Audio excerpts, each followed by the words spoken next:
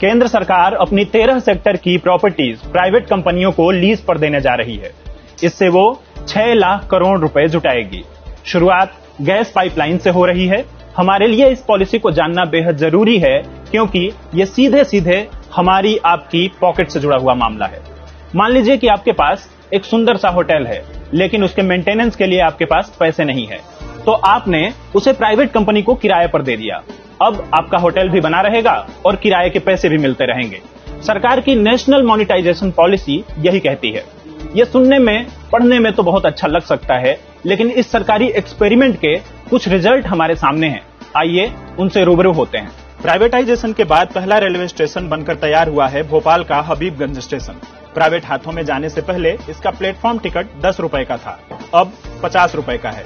इस railway station से रोजाना औसतन 40,000 लोग आते और जाते हैं। एक अनुमान के मुताबिक यहाँ आने वाले करीब 50% से ज्यादा यात्रियों के साथ उनके दोस्त या परिवार वाले पहले आते थे, लेकिन अब ये लोग प्लेटफॉर्म के अंदर जाकर ट्रेन छूटते वक्त अपनों को अलविदा नहीं करते, गेट के बाहर से ही लौट जाते हैं, क्योंकि एक प्लेटफॉर्म टिकट 50 रुपए का है। अब सरकार एक दो नहीं, पूरे 400 स्टेशन की मरम्मत प्राइवेट कंपनियों को देने जा रही है। टूरिस्ट प्लेस वाले कालका, शिमला, दार्जिलिंग जैसे रेलवे का संचालन प्राइवेट संस्थाओं को दे दिया जाएगा।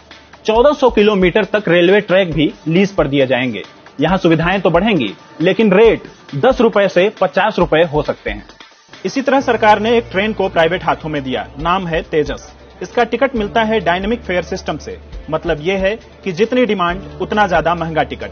23 सितंबर 2019 को कई लोगों ने दिल्ली से लखनऊ का टिकट 4300 रुपए में खरीदा। आम दिनों में भी इसका रेट 1700 रुपए है, जबकि शताब्दी एक्सप्रेस में इतनी ही दूरी का टिकट 815 रुपए में मिलता है। अब सरकार 90 पैसेंजर ट्रेन प्राइवेट हाथों में देने की तैयारी में है। जबकि ट्रेन प्राइवेट हाथ में जाए तो टिकट दोगुने से भी ज्यादा महंगे होने लगते हैं। हाँ, ये जरूर है कि रेलवे की प्रॉपर्टी किराए पर देकर सरकार को 1.5 लाख करोड़ रुपए मिल जाएंगे, लेकिन रेल से ज्यादा पैसे सरकार सड़कों को लीज पर रखकर जुटाएगी। ये है ग्रेटर नोएडा से आगरा को जोड़ने वाली यमुना एक्सप्रेसवे। इसका मेंटेनेंस प्राइवेट कंपनी को दे दिया गया है। 165 किलोमीटर की इस सड़क पर आप सफर करते हैं तो टोल टैक्स देना होता है 360 रुपए।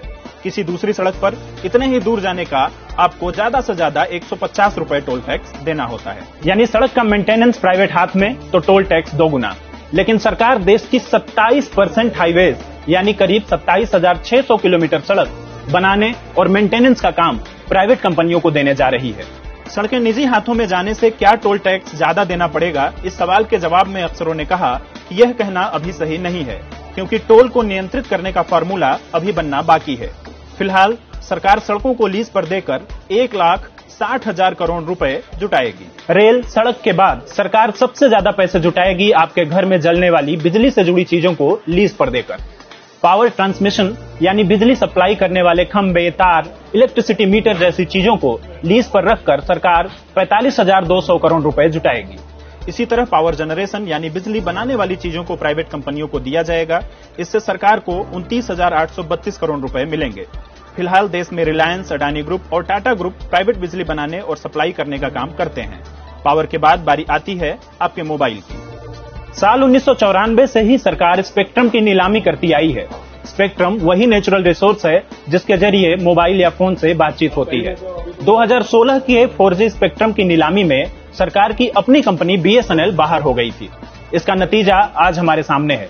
रिलायंस जियो, एयरटेल, वोडाफोन और आइडिया के प्लान्स बीते 3 साल में 200% से ज्यादा बढ़ चुके हैं और आगे भी बढ़ाने की बात हो रही है। पिछले महीने ही 28 दिन तक अपना नंबर चलाने के लिए कम से कम 49 रुपए वाले रिचार्ज को बढ़ाकर 79 रुपए कर दिया गया। लेकिन सरकार इस बार देश की करीब 2.5 लाख ग्राम पंचायतों को जोड़ने वाले भारत नेट को प्राइवेट हाथों में देने जा रही है।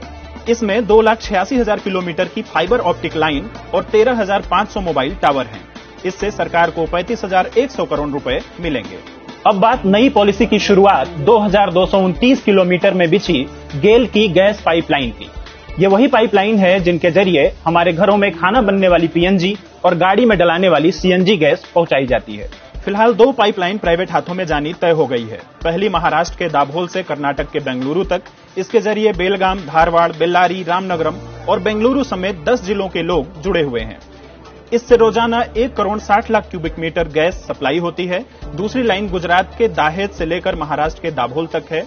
इससे भी हजारों लोगों की जिंदगी जुड़ी हुई है। यहाँ पर यह जिक्र करना बेहद जरूरी है कि पेट्रोल और एलपीजी सिलेंडर के दाम बढ़ने के बाद सीएनजी और पीएनजी की खपत बढ़ी हुई है, लेकिन यही प्रॉपर्टी सबसे पहले प्राइवेट हाथों में जाने वाली है।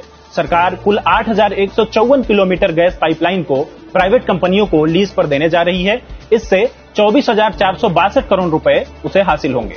इसके बाद बारी आती है एविएशन इंडस्ट्री यानी हवाई जहाज की इंडस्ट्री की। इंदौर का देवी अहिल्याबाई होलकर एयरपोर्ट 2022 तक प्राइवेट संस्थाओं को दे दिया जाएगा।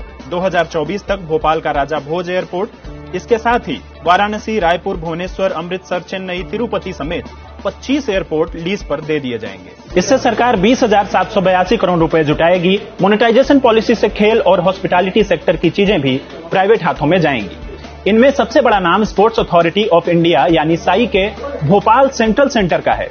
ये सेंटर 100 एकड़ में फैला है। इसमें कई इंडोर आउटडोर स्टेडियम हैं और हॉस्टल भी हैं। खेलों के बाद आपसे जुड़ा हुआ है हॉस्पिटैलिटी सेक्टर। इसमें देश भर के 8 बड़े होटल को लीज पर दिया जाएगा। इसके अलावा सरकार की लिस्ट में सब्जी अनाज रखे जाने वाले वेयर हाउसेस, खनन, पानी के जहाज और अर्बन रियल एस्टेट वाली चीजों को भी लीज पे रखा जाना तय हुआ है। 23 अगस्त को जब वित्त मंत्री निर्मला सीतारमण ने इसकी घोषणा की तो सोशल मीडिया पर इसकी आलोचना होने लगी और विपक्ष ने इस पर हमला बोला।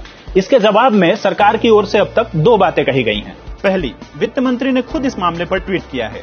उनका कहना है कि चोरी छुपे काम करना तो कांग्रेस की कार्यशैली है।